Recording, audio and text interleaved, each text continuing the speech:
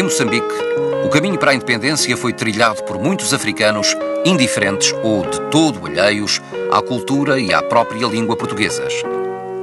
Organizados fora da colónia, os diversos agrupamentos contestatários da presença de Portugal em África fundiram-se mais tarde num só, a Frente de Libertação de Moçambique.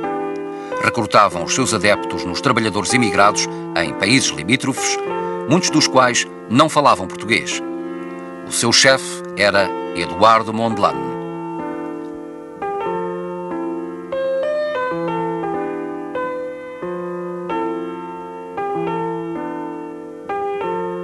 Em junho de 1960, em Moeda, no distrito de Cabo Delgado, registou-se um protesto em larga escala contra as cooperativas que o governo colonial procurava impor.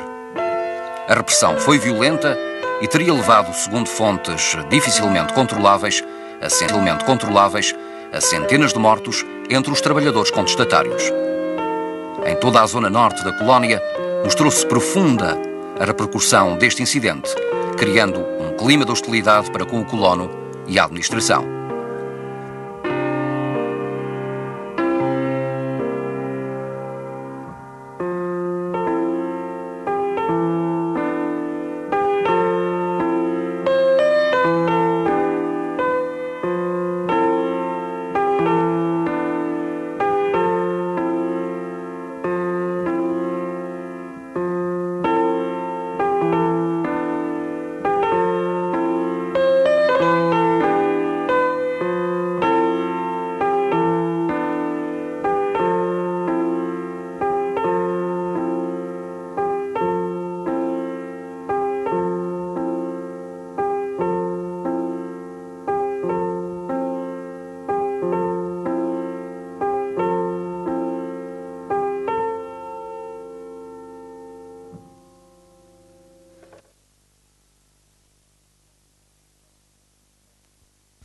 Em 1964, a Frelimo iniciou a luta armada contra Portugal, a partir de bases na Tanzânia. Mondlane seria assassinado em 1969, sucedendo-lhe na chefia da Frelimo, Samora Machel. A existência de ligações entre os contestatários de Portugal e os contestatários das colónias existiu pelo menos desde 1961.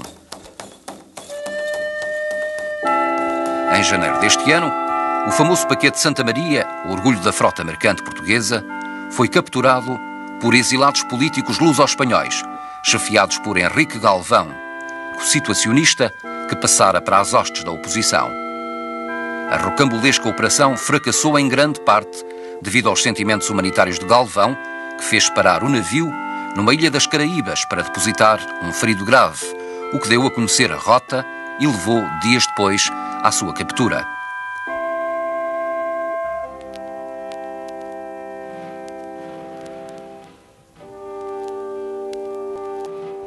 Também na Índia Portuguesa, a situação se complicou. Na década de 50, os indianos organizaram diversas invasões pacíficas, satyagrahas, a que os portugueses respondiam invariavelmente a tiro. Nehru deu-se conta de que, só pela força, conseguiria expulsar os portugueses. Em dezembro de 61, tropas indianas invadiram e ocuparam Goa, Damão e Diu. Completamente submergidos por forças várias vezes superiores às suas, Portugal ofereceu apenas uma resistência simbólica, acabando o governador Vassalo e Silva por ordenar uma rendição geral. Alguns meses depois, efetuava-se o repatriamento de todos os europeus e de milhares de goeses que preferiram escolher a nacionalidade portuguesa. As emoções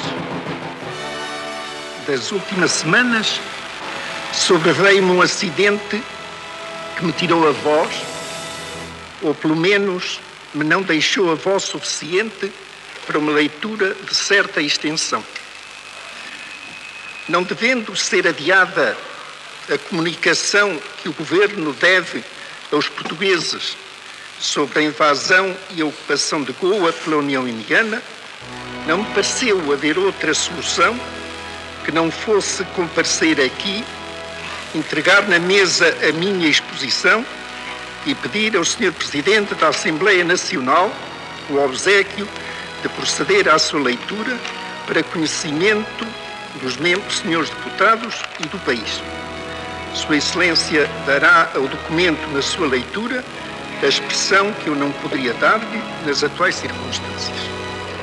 Salazar, que exigira resistência efetiva, resolveu dar um castigo exemplar. Chegados a Lisboa, Vassalo e Silva e o seu Estado-Maior foram condenados e banidos do exército. Todos estes factos convenciam muita gente, tanto dentro como fora das Forças Armadas, da necessidade de expulsar Salazar do governo. Em abril de 1961, o próprio Ministro da Defesa, General Botelho Muniz, tentou um golpe de Estado contra Salazar, que fracassou. Em 1 de janeiro de 62, rebentava em Beja uma rebelião militar que depressa foi sufocada, mas que custou a vida ao subsecretário de Estado do Exército, Jaime Felipe da Fonseca. Ambas as revoltas, embora predominantemente militares, tinham subjacente um fundo de agitação e de conspiração, onde o elemento civil desempenhava papel de relevo. Em 1962, um movimento estudantil de grande envergadura sacudiu o país. Incluiu greves, manifestações, protestos e prisões em massa. Nos seus começos, o então reitor Marcelo Caetano conquistou certa popularidade por se ter indisposto contra o governo e resignado das suas funções por entender haver sido violada a autonomia universitária. Como dizia o Comunicado Zero, distribuído pelas associações de estudantes, efetuou-se anteontem, 24 de março de 1962, o maior atentado de sempre contra a autonomia da universidade e a dignidade dos professores e alunos. Por ordem do governo, foi encerrada a cantina universitária, passando-se por cima do Sr. Reitor, das associações e da comissão administrativa da dita cantina. Caminhões da polícia, transportando centenas de polícias de choque, armados de pistolas metralhadoras, tomaram a cidade universitária. Tudo isto para que lá se não realizassem os colóquios e o jantar de confraternização do Dia do Estudante. E mais adiante. Acabado o festival desportivo, deu-se a primeira carga da polícia sobre os estudantes, da qual resultaram espancamentos e prisões. Este ato de brutalidade só foi contido pela corajosa atitude dos estudantes que se sentaram no chão, aguardando a chegada do Sr. Reitor. Este rapidamente compareceu no local, pedindo moderação, dado que os nossos colegas tinham sido libertados, e indicando-nos, para que professores e alunos pudessem continuar juntos, que nos dirigíssemos ao restaurante Castanheira, onde jantaríamos às expensas da reitoria.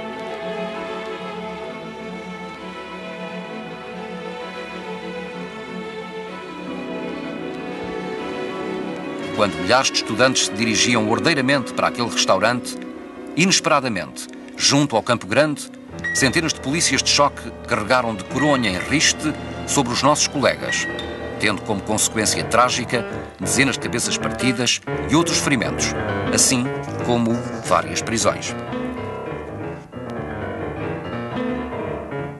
Contudo, foi ainda possível a Salazar emergir vitorioso de toda esta crise e iniciar novo e último período de estabilização. Medidas repressivas multiplicaram-se sobre estudantes e professores. Muitos foram expulsos da universidade e impedidos de prosseguir os seus estudos. Alguns professores foram demitidos, outros obrigados à admissão, sob diversos pretextos. As universidades continuaram a luta nos anos seguintes, mas com menos vigor.